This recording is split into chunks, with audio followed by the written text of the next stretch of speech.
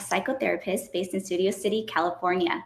During today's session, we're going to be talking about practicing healthy ways to have conversations with our family members that may be a bit difficult during this holiday season. We know that especially relevant around this time of year because we normally don't see people that we might have drama with, that we might have a lack of communication with. So today we have the wonderful pleasure of going over communication topics and skills that are going to help us better connect with our family members. What would that include? So what I normally hear very frequently is, Z, they're just not understanding why I do what I do, why I have the career. My parents don't understand why I'm dating a certain person or why I spend my time doing X, X, and X. And it's a lack of communication and connection. And what we want to do today is just increase that so we can have better, healthy relationships. Because at the end of the day, that's all that we want, right? Mm-hmm. So today, to help me elaborate on this topic, I'm going to have the absolute pleasure of introducing Isabel Chavez, who is a team member of the Friend community and has volunteered to be on camera today to share her experiences and how we can increase her communication skills to use with her own family. So it will be my absolute pleasure to go ahead and let Isabel tell us about her experiences. Definitely. Thank you so much for that introduction. Mm-hmm. So I think this is perfect timing because I actually just got back yesterday from Sacramento, where I live with my home and my family for Thanksgiving, and definitely a lot of arguments. I mean, it was a great, wonderful family time getting to spend with each other, but then always down the road there always ends up being some kind of argument. Whatever that ends up being, whether it starts something really small and just ends up blowing up or whatnot.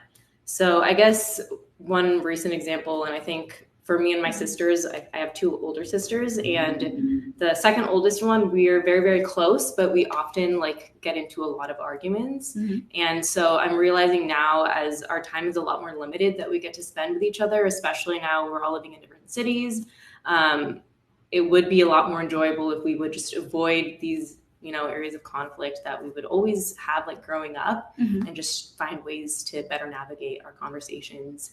So it just doesn't end up in arguments just for the sake of arguing.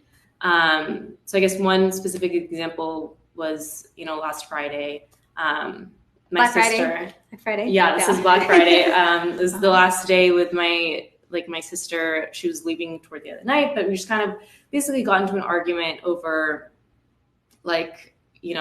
her being more educated or just knowing more than I do. One-upping you? Yeah, almost essentially. And it kind of just started off with her trying to say I should, be more in touch or join some cultural organizations, in LA now that I'm out of college, be more involved in that, because she recently joined one in DC. And then what started off as a suggestion to do that kind of blew up into basically an argument over who knew more and who was more educated. And I went on to say, I was very involved in an organization my first 2 years of college. I was an international development studies major. And so I knew more because of X, Y, and Z. And then she went on to say well, I went to Georgetown. I, have been involving myself in different organizations. And yes, I am more knowledgeable because blah, blah, blah, blah. And so it just really just blew up from there and just kind of just went on to, different things that kind of just wanted to prove our point or prove who knew more, as opposed to even just whatever the subject kind of started off as, which was really kind of unfortunate. It was our last day together. And again, our time's so limited. And so instead of just resulting back into what would be, growing up, we're constantly arguing. Mm-hmm. I think now, since our time is limited, I want to be able to not result to those communication tactics that we just naturally go to of just wanting to one up one another or wanting to prove each other wrong, or, rather than actually genuinely trying to listen to what the other person has to say. Yeah. So I think along with that, eventually hurtful things end up even being told to the other person. And of course, I'd love to be able to hear how to even just avoid that. Yeah. I think she has a different background as me, or even just from her education. So she has very different views. And so even when she wants to bring up specific topics, it just always becomes a battle. And then we don't really want to listen to what the other person has to say because we don't really care what the other person has to say. Yeah, we're heated. We're mad. And so it always ends up kind of turning a bit sour. And it's a natural way that we communicate. And so maybe the next day we'll brush it off, but it's definitely unhealthy. And I think it could be a lot better. And I'm noticing that it's definitely a common theme, like in my family, that even like with my parents or with my other sisters or my mom, it's never really about, what the topic is. It's just about who's right, who's wrong, or just not really, listening to what the other person has to say, listening to the other perspective. It's just about coming up with what the next person with the one up for the next person. Yeah, or the rebuttal or anything like that. So it makes kind of the times that we're with family, these holiday times, which should be like happy, it ends up being turning into arguments or turning into hurtful. To sour times. Yeah, and so I'd love to hear, I guess, some advice to kind of better communicate. Yeah. Get away from those bad habits that we've been ingrained with our communication styles for very many years and just kind of create something that is better. Absolutely. Yeah. So here's the interesting thing, Isabel, and I always say this because I got sisters, so I hear you. Right. We are never really taught how to do relationships, right? We're taught how to tie our shoes, how to feed ourselves, like don't die, don't starve. Yeah. But we're never taught, hey, this is how we communicate in a healthy manner. Right. Normally, not all the time, but we learn this from our family of origin. So I'm going to take a guess here, but it's also what you saw in your family of origin, like how you communicate, like you fight and then you get over it and then you just go eat, Yeah. All right. So in this moment, I want to ask you a couple of just follow-ups before we go into like solution focus or some communication techniques. Okay. What is it, do you feel, that comes up inside you in that moment when you and your sister are just going ham, like you guys are going at it? Like what comes up feeling wise? Like, is it like, let's identify some feelings here. Like annoyed, very annoyed. I don't know, I get angry, I guess. Annoyed, angry. Definitely. What else? Yeah. Like I just want to roll my eyes. Frustration, maybe? Frustration. Yeah. Definitely. Yeah. I think those would be like the main feelings, or especially when you feel like the other person isn't actually want to hear what you have to say, a lot of frustration, and they just want to, tell you. Yeah, tell you where to go and what to do with it. Yeah, yes. Definitely. So here's the beautiful news. I'm so excited for you and your sister. You want to know why? Why? Because conflict is a sign that both parties want deeper connection. I would be scared if you and your sister weren't fighting right now. Right. Because it means that no party is no longer interested or invested in the relationship. So when I hear conflict between anyone, whether it be siblings, whether it be mom and child, mom and dad, or just partners, it's a beautiful thing. It's just learning how to, enroll that into something positive. So here's what's coming up. Are you into colors or the color wheel or any of that? No? Okay. So I really love colors, and I feel like different fields can be applied to psychology or communication techniques, and here's how. So there's primary colors, which are yellow, red, and blue, right? And then under those, you can make secondary colors, which are green, orange, purple, you get it, right? Feelings are the same way. So you just identified that when you're going at it with your sister, you feel annoyed, you feel angry, you feel all kinds of stuff, right? So there's this thing where the primary feelings are fear, sadness, and happiness. Those are the main core feelings. And from those, the babies come out, which are jealousy, which are annoyance, which are frustration. They're just a child of the parent feelings, right? So when you say, I feel angry, it might be just anger, just, plain and simple, like you're angry at your sister. Or it might be even possibly sadness that you're not being heard or you're not connecting with your sister, that you so uberly want to do that with her. I don't know, like, how does that sit with you? Yeah, that definitely makes a lot of sense. Because I don't think it's really anger or whatnot. There's definitely something deeper to it. Yeah, definitely not being heard. And I think maybe, the connection part as well. I think that's something that growing up we've been getting a lot better with, because we've finally been being a lot more open with one another and like sharing a lot more. There's still a lot more work to be done, but I think that is definitely something that we want in our craving. Yeah. Do you feel that also from her? Definitely. Yeah. I do think so, yeah. Awesome. So then there's room for connection here. All right. Yes. So I love humor and I love movies. Have you seen Matilda, the movie? Yes. Yeah. You remember that scene where it's like, I'm big, you're small. I'm right, you're wrong, right? Yeah. And I feel like with siblings, we very frequently play this game of like, who can up who, right? Definitely. So keeping that in mind, we always want to think, where is this coming from for the other person? But more importantly, where is this coming from for me, right? So when sister plays that game with you, what also comes up for you? Like what thoughts? Is it maybe like a repeated pattern of like, oh, here we go again? Or is it maybe remembering their caretakers that you and her had growing up? I think for one thing, it is a bit of, oh, here we go again. I think other times it's kind of like, I know how she's communicated in the past, so it's like I immediately just go onto defense. I think that's a big one. And I guess the caretaker of the past. So I use the term caretaker, right? Because for some people, it may not be their parents that raised them or took care of them. It might be auntie, it might be grandma, it might be abuelita, like whoever it might be, right? Or tita, or whoever it might be. So it's important to know who showed us how to do this song and dance. Right. So when we're in conflict, how do we find resolution with this? In some families, it's let's scream to the top of our lungs and see who wins, right? Like, yeah. And then there's other families where they just sit very quietly and say that's the end, and then they brush it literally under the rug, just like this one here, right? And then there's others where they have like a time limit, and then after that they're like, oh well, we're just gonna forget about this and move forward, right? So what style was for your family? Right, that's a great question. Definitely like seeing my mom and dad when they argue and when they fight, it's always just like a continually you know, they keep going at it, and then maybe like they'll even leave the conversation, and then my mom will come back almost like 10-30 minutes, an hour later, she'd come up with another thing that she wants to say when it's like the argument is done, and it goes back to my dad just to kind of like keep it going or to like keep proving her points. Right.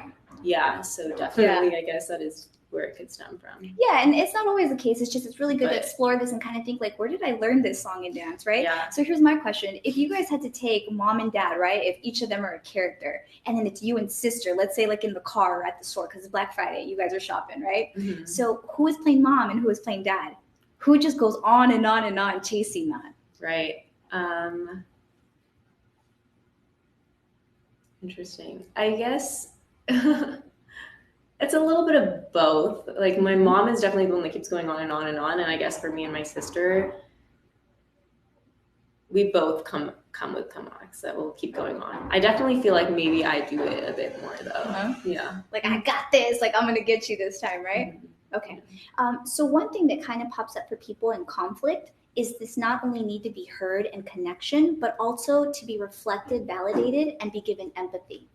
So one of the hardest things to understand, I think, in communication is the difference between expressing empathy and sympathy. How familiar are you with the terms and what they look like? I'm pretty familiar with empathy. It's kind of being able to feel like what the other person is feeling, and then sympathy is like where you can like say like I feel sorry for you, like, or, you know. Yeah, exactly. I would completely agree, Isabel. So it's the difference of like you saying like, you know, I had a really big fight with my sister and we're not speaking right now. So sympathy would sound more like, oh, that sucks. Want to grab a sandwich? And it's very just dismissive, right? And the reason I'm bringing this up is because when we don't hear the other person and we don't empathize with what they're going through, we feel we're not connecting with them. So it seems like you're craving and wanting that from sister, but she's also wanting that from you. And it's kind of like this silly thing where we're literally like twisting each other's arm of like, no, you go first, and nobody wants to first. Gandhi says, if we want to see a change in the world, we have to show up first. We have to be that change. And it's really tough, but really deciding, Isabel, in that moment, do you want to be right or do you want to be connected with sister? Right? Yeah. So then once we move past our ego or we move past our own personal needs in that very moment, we can actually really hold space and actively listen for the other. I think one of the most beautiful arts that are out there is the art of listening. And nobody really teaches us this, you know?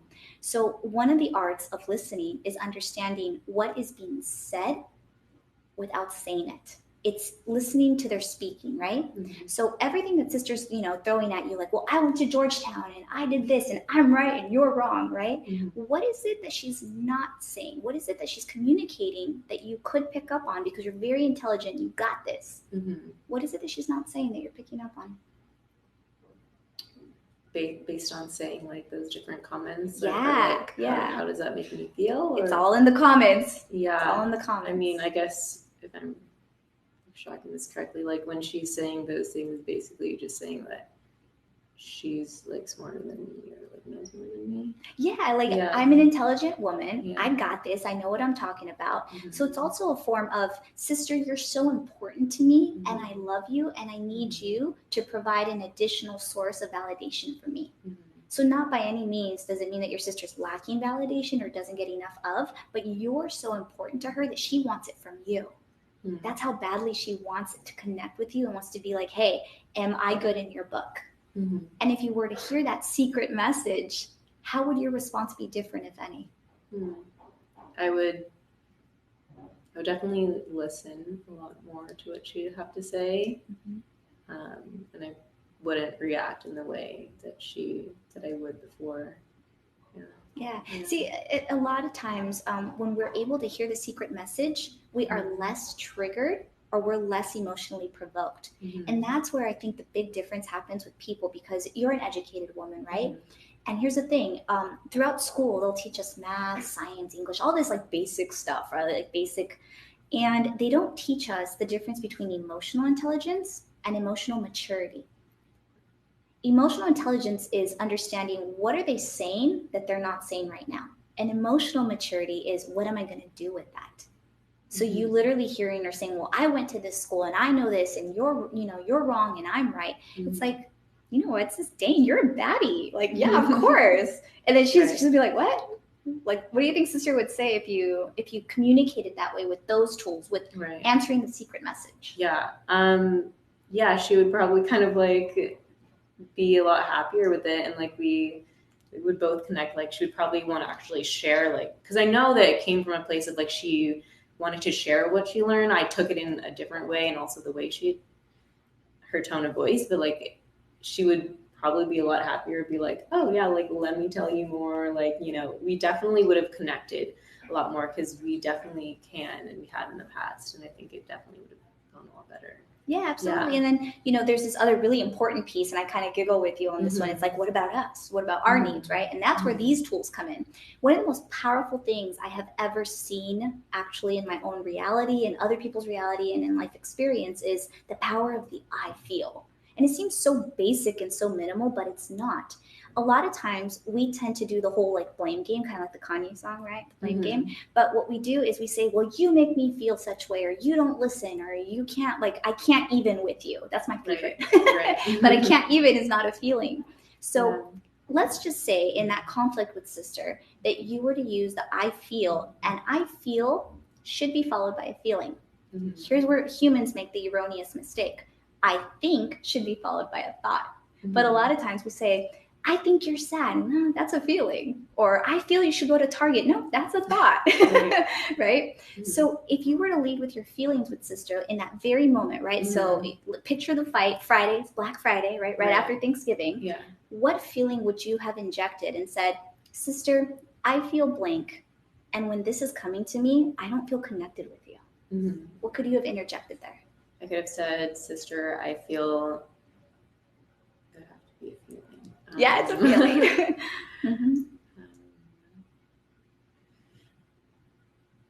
I mean, a word that would explain I'm feeling like I'm getting put down. I don't know if there's a... Yeah. I'm feeling less than. Yeah. I'm feeling unheard. Yeah. I'm feeling unconnected. Yeah. Any of those. You can anything. Yeah, I would say I was feeling less than. Yeah, sister, whatever did you call her, right? Like, sister, I'm feeling less than in this moment right now. Right. And what I really need from you in this moment is, let's fill in the blank. Is for you to better communicate what you're trying to share with me by... Yes, give an example. giving like a better, like providing like a better tone of voice when you like sit down and make comments, or yeah. Yes, you're on the right track. Okay, Yeah. let's continue this. So here's something that humans most often do, right? Right. We will definitely we will go deep. We will come for people. Right. And we will say, you're not doing this, or this is what went wrong. Very infrequently will we say, this is what went really well. I'm a huge fan of the sandwich method, and this is a communication technique. So anytime things are not going the way we would prefer or we would like for connection to occur, it's important to do the sandwich method. For example, let's say I take my mom or something, right? And mom is just coming for me. I'm like, Mom, I feel unheard when you're screaming at me at the top of your lungs to come to the dinner table to come eat some turkey. Right. Okay. What has worked for me in the past is when you come up the stairs and tell me, hey, we're all going to eat together. I love when you give me a heads up 30 minutes before, so I'm better prepared for this family situation to go down, right? Yeah. And those are just small examples, but I'm giving her what does work. Right. So she's just not lost in the deer in the headlights. Okay. So what has worked really well with Sis in the past? Let's follow the path of success. Right. What has worked? I think what's worked in the past is when we're not just like screaming at the top of each other's lungs, but maybe when we're able to like have a conversation while being more level-headed. So we're cool, calm, collected. We're chill. Yeah. Okay.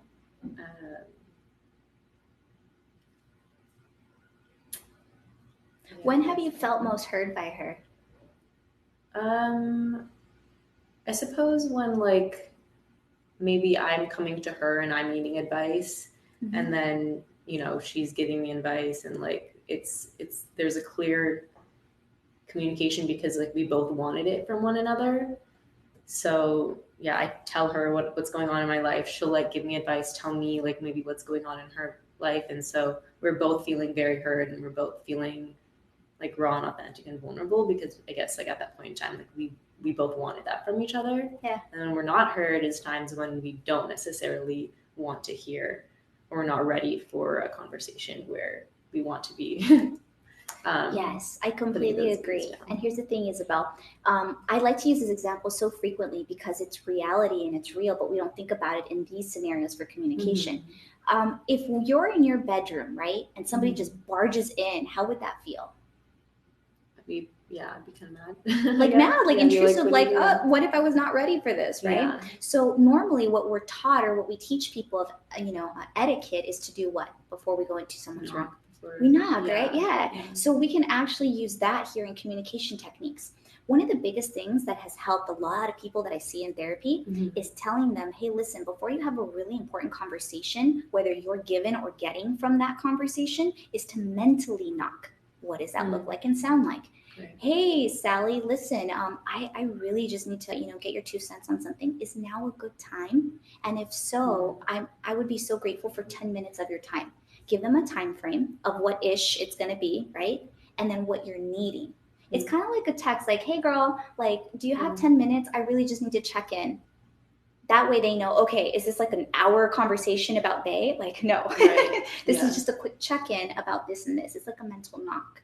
Yeah, that's really good. Do you think that might in any kind of way impact your relationship with sister communication if you used it? I definitely think so, for sure. I think if she had come to me like with that, it completely have changed like my reaction, or like how the conversation would have gone down. I think just like kind of asking, hey, is this okay? It's a good time. Like, I want to talk about this, X, Y, Z, or whatever. Yeah. And frequently it comes up with a lot of people. They're like, see, like, what if they say, that they're just not ready for that conversation? What if they say that? What do we do? I mean, I guess respectfully could be like, okay, when would be a good time? Yes, follow up. That's it. Right. And just asking, okay, great, no worries, I understand. When is a good time for us to follow up, as this is important to me and I want to further connect with you?